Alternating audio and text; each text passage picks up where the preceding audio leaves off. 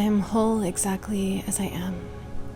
How can you navigate the pain while not running away from it, moving slow and doing nothing? Welcome to my vlog.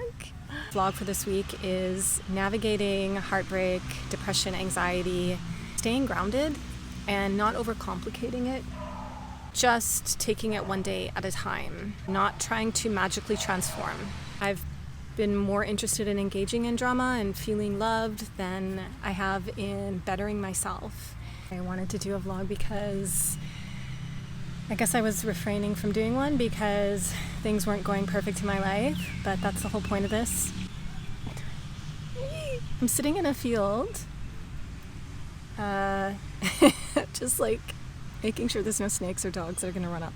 But I really love this location. It's really been one of my little meditation spots and I love it.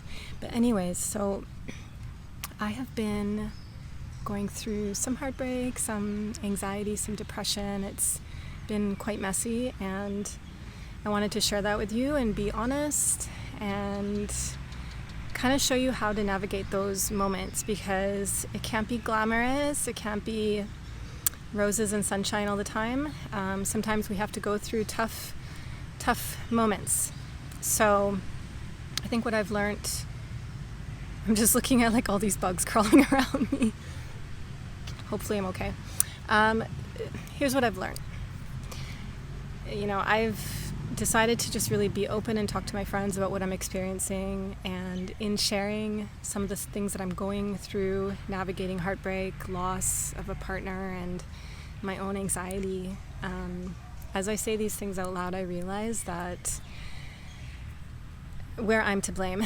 I realize where I've been toxic, where I've been engaging in behavior that I know is not serving my highest purpose, my higher self, whatever you want to call it.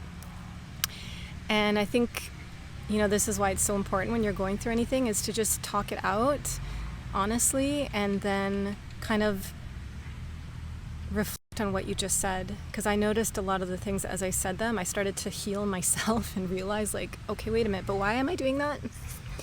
And I think with any kind of toxic situation or unhealthy situation that you're in, like, of course, I'm not blaming anyone who's in that experience, but you do have to look in the mirror and say, okay, why am I doing this pattern? Like, what am I getting out of this? And what I learned about myself is that I've been avoiding a lot of my own work, like spiritually, emotionally, but also with my business, which has been sad to face, of like, I've been more interested in engaging in drama and feeling loved than I have in bettering myself. And I'm still in the middle of this, but it's a reminder to all of us to take those tough situations and just ask yourself, like, how can I grow here? What are the lessons? And so I'm going to share with you like some of the things I've been doing. It's been a lot of nature, as you know, but it's been so grounding. And honestly, like, there's been some days where I've just really felt like shit, and I've just went to the waterfall or went into the forest, and I've come out and been like, okay, I think I'm fine. And sleeping a lot as well. And it's interesting because whenever I feel emotionally unwell, my immune system is lowered, and then I've been I keep looking if there's anything around me, and my immune system's been lowered, and so I've been feeling sick really bad, and like chronic fatigue as well. Actually, no, not chronic, but it felt like it was getting to that point of burnout and fatigue. So I'm starting to feel myself again, and I've just been doing like these little bits of self-care every day, going on a walk, going out into nature, doing a little bit of meditation, keeping it simple. And so that's it. So that's the vlog for this week, is navigating heartbreak, depression, anxiety, staying grounded and not overcomplicating it, keeping it simple, and just taking it one day at a time, not trying to magically transform. I am here in a field. I'll show you. I'm getting a lot of mosquito bites. And I'm actually kind of like, I have this fear of coconuts falling on my head, and I'm literally in the hot zone for that. But Yeah, and I hear them sometimes like hitting the ground, and I'm like, oh my God, like that would be a death right there. But anyways, I do like this location. It's very peaceful. I can see the sunset right now. Nobody around, just how I like it. And finally feeling some clarity.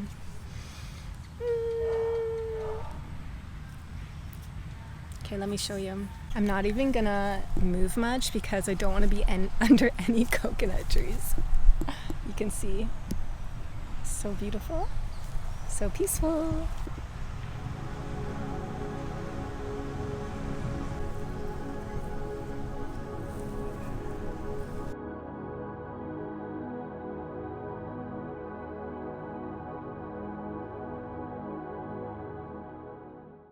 This is my self-care day at the waterfall. And when you are navigating heartbreak or any sort of deep pain, these moments are so important. Like I said before, pausing to do nothing. Wherever that might be for you, just a quiet spot is all that you need. And I know it's easy to want to jump out of it, to move forward and not feel the pain, to just change your life. But it's important to move slow during these moments. So I hope this inspires you. There is nothing that you have to do except be present and mindful. And so for me, that was sitting near the water, listening to the sounds, using my senses, noticing my breathing, and just feeling my body. This practice of breathing while feeling open is so important when you're feeling closed. When your emotions, when your body starts to close up from the pain. Gift your body that moment to feel open, so even just opening through your legs and breathing. And aligning with the flow of water. Think about how emotions get stuck and how you can align to the movement of water, the sound, and then think about your own emotions and how the element of water can help things move through you. So trusting that you are connected to the universe, to nature.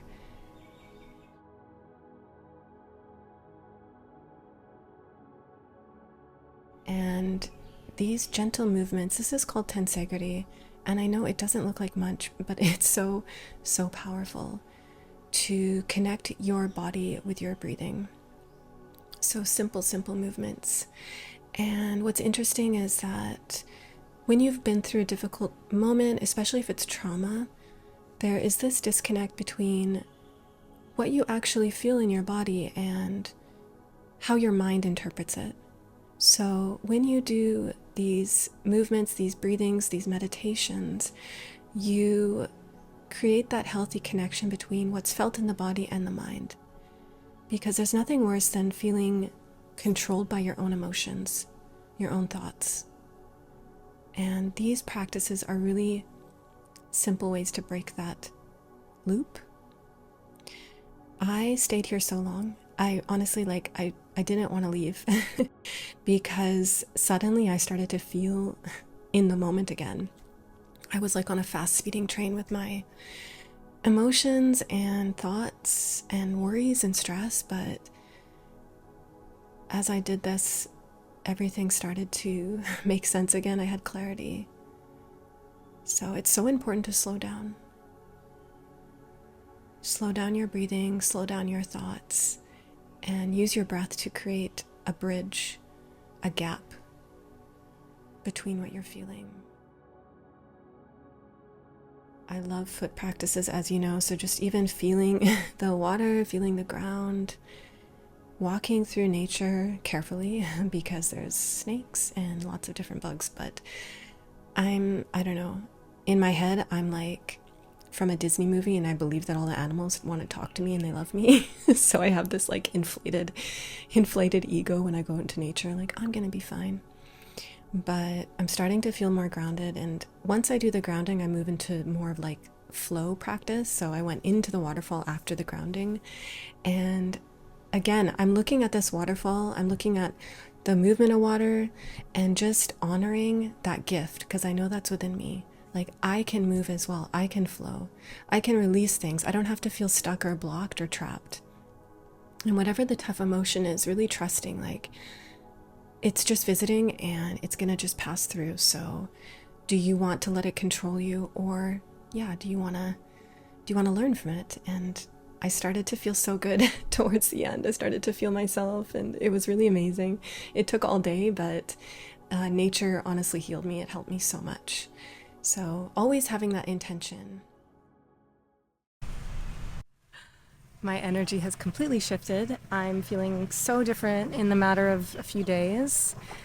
And I really had to hibernate and journal and meditate and really sit with some icky feelings. And what's great about that is I birthed something, which I think is so amazing when you're feeling shit.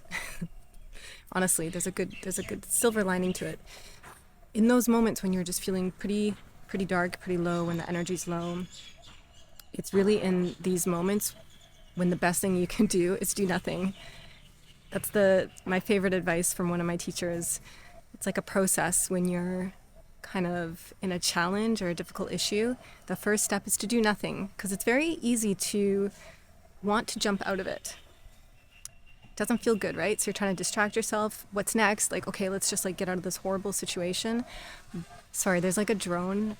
I hate drones so much, and there's a drone above my head. It gives me the creeps.